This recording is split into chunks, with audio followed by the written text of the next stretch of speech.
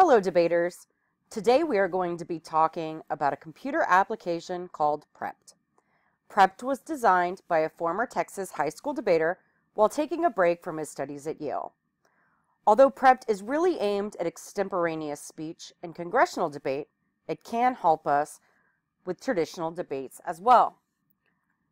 First off, you need to make sure that you are in Google Chrome, as Prepped will only work in Chrome. In order to get to the website, it is simply prepd.in. As you can see on the home screen, there are tutorials and help available, but today I'm just going to give you a brief overview to help you get started. Since I'm already signed up, I will click Login, but if you need to create a new account, you can do so with their simple sign-up process. Once you have logged in, you can join a team to share your information. We will do this in a classroom together. So I will click Login, and it will take me to my home screen. First, we are going to talk about the library feature. The library feature works a lot like a Google search. However, it is more aimed for research needs. It searches 50 different news sources and has access to over 250,000 news articles. You can create your own search very simply. This icon right here is your library feed.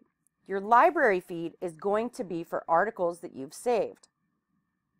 Your news feed, which is the globe, is where you're going to do your search. So let's start out by doing a search for simply immigration and US. Now, in order to separate, you're simply going to use a comma. Now, these are any of these words, all of these words, this exact phrase, or none of these words. And none of these words, I'm going to put illegal because we are talking about legal immigration. I'm also going to change the article publish date so it can be in this year because, as you know, we only really want current articles. And then if you want, you can actually change the publications that you want as well. You'll see here that there's a lot of very good sources.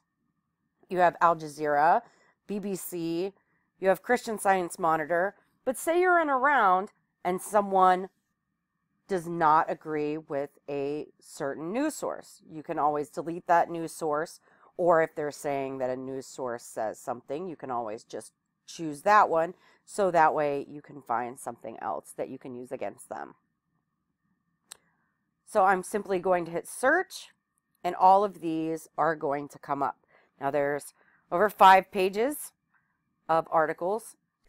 As we scroll down, we can see that there are a lot of matches for our search criteria. There's actually over 5 pages. So what we're going to do is we're going to look at this one, U.S. immigration officers accused of refusing parole for asylum seekers from The Guardian. What's neat about this is that you can click this arrow and it will actually give you a brief synopsis of the article itself. So because this looks like something that we might be able to use, I'm going to click Save Permanently. And you can go through this and you can save whichever things you want. Let's look at this one. We'll save this one too. We'll save it.